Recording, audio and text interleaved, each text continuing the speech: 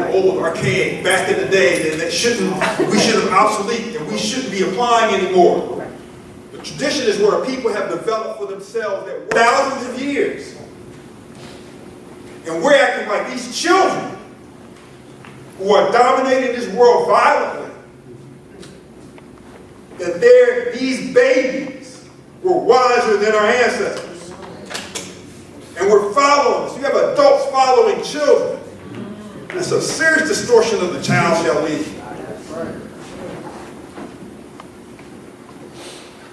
And defendant our mental side of cowardice.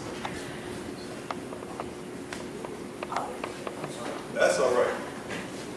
Why would we expect our children to be sexually sane? They're doing what they're not. They're doing what they've seen. They're doing what's being projected to them. We can't fault them for that. We can't fault them for their music. We have to look at what we were doing. When I was young, I'm listening to Barry, I'm listening to all this stuff. The only thing different then was we weren't specifically talking about sexual acts, but we knew what was being said. It's just progressive. They've bettered us in this. That's the trajectory too, and it's going to get worse in the music industry. Because there's nothing to stop it. And those who are behind it want it to increase. So the question is, if you can't stop insanity, what do you do? If you operate in a system that is insane, where sanity is defined as insanity, when you operate in that system, you can't run. You can't run to the continent. I'm a big advocate of people repatriating. I have a problem with that. You can't run to the continent. You're not running away from this. You can't run to Australia. You can't run to the islands. You can't run to somewhere in Latin America. Go to Brazil now and check what's going on. You can't run from this. Amos Wilson said, our job is not to fight over getting bigger pieces. Our job is to stop this crap now. I remember this elder telling me years ago, and he wasn't really, I guess what you would call conscious, but he made me stop and think. He said, our job is to stop them from getting into outer space. I'm like, what? He said, our job is to stop them from getting into outer space because we don't want them to do to other people what they did to us. I understood his logic. Because we know what they've done, and we know what they continue to do. So we can't. Why would we expect anything different?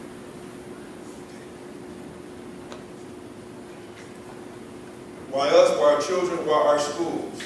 Already explained. Because we are the fathers from them. We're still primarily family-centered.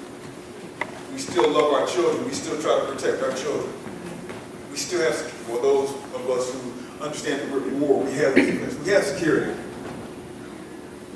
Because we know that we're at war. You're not going to, you claim to be a warrior, then there shouldn't be a situation where there's a coming together of Africans where there's security. If you're at war, I mean, the root word of warrior is war. That means that you know you're being attacked. It means that you need to protect. And get off on a tangent. We are people of the circle.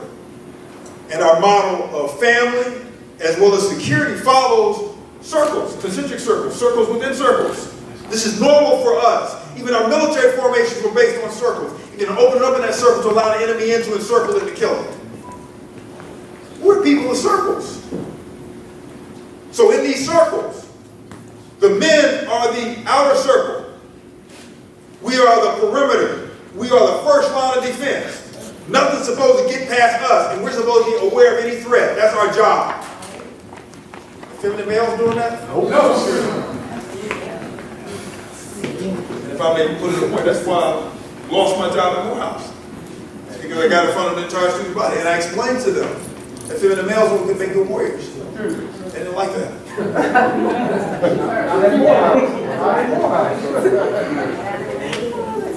The outermost circle, that's the men. The next circle is the women.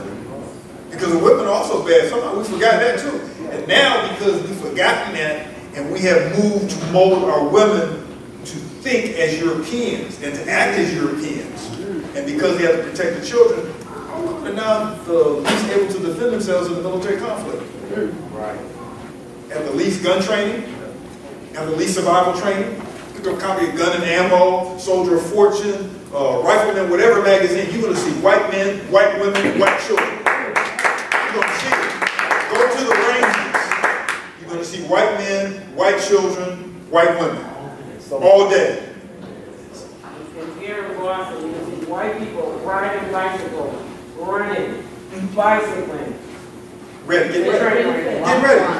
Rock climb. And we're confused. We think that this is like activity that they're trying to get in the shape. Because no, there has never been a time in the history of Europeans where either they were not at war or were not preparing for war. So this has been escalated. Dogs for sex and protection. You think all these white women walk around these humongous dogs in New York for not what?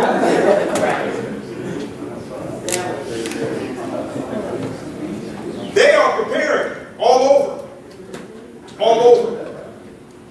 And we're misreading that because we think that we're dealing with friends. They found out real quick when the dikes broke in Baton Rouge in Louisiana. When they couldn't get back home and someone got shot trying to get back into their white neighborhood. They show their face when they need to show their face. It's called impression management. It's a concept in sociology called impression management.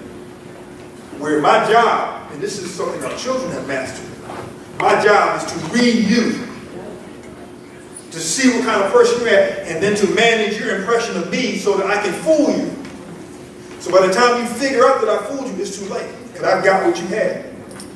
It's called impression management. And they have this down to an art.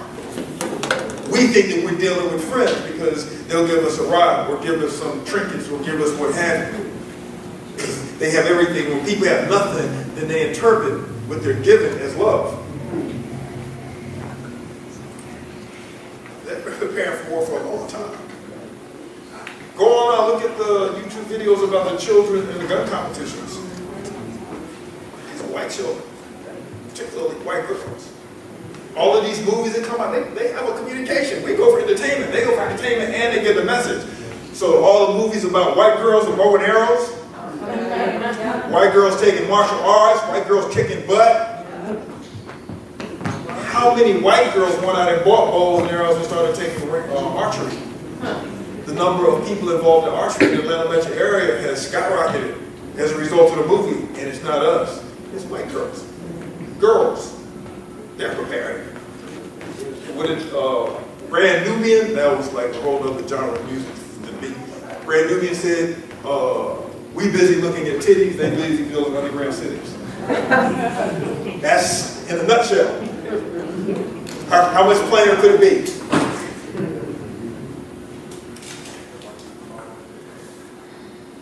Adult complicity, socialization, the process by which we turn our children into us. Teaching them, talking to them by example, showing them what it means to be whoever we are. Everybody is socialized. Everybody is socialized. We're social creatures. Everybody is socialized. That's how you learn to be a person. And our tradition is how you learn to be human.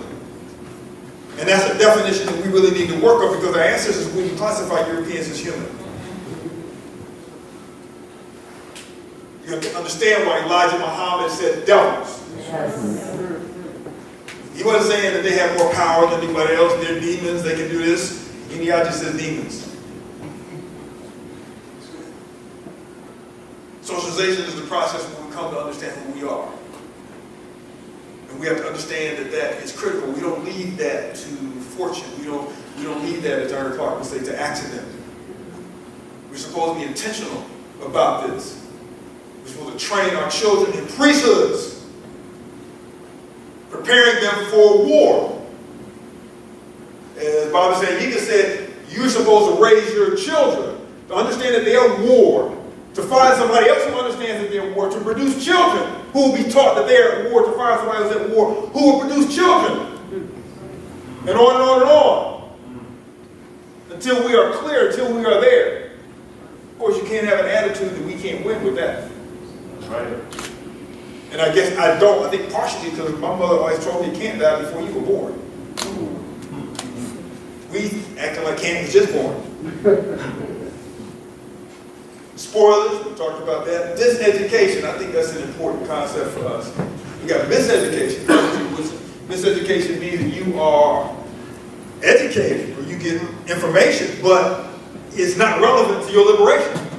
It's not relevant to your empowerment. It's not relevant to your sovereignty. Another concept that we need to be teaching our children. And you will be amazed at what it does to the minds of children when you explain to them what sovereignty means. And that they have a responsibility, because you taught them what their power is. They have a responsibility to use their power to sovereign African people. A level of maturity. I've seen it. A level of maturity comes over them that you won't believe, because now you've given them a responsibility that matches their power. You want to live forever? You want everybody to call your name? You want everybody to have your number in their quick dial, what have you? Free African people. The harder the struggle, the stronger the person. What bigger struggle do we have than making African people sovereign? So miseducation would be like you are taught Greek, you're fluent in Latin. That frees African people how? But we've moved from that, even though I think miseducation still applies. We've moved that to even deeper level. I call it diseducation. Europeans have taught us that work is something that you don't want to do, or that you want to redefine in terms of people doing it for you. So you define as your work as having other people do whatever it is that you need to have done. That's the better worker than somebody who has to actually do the work.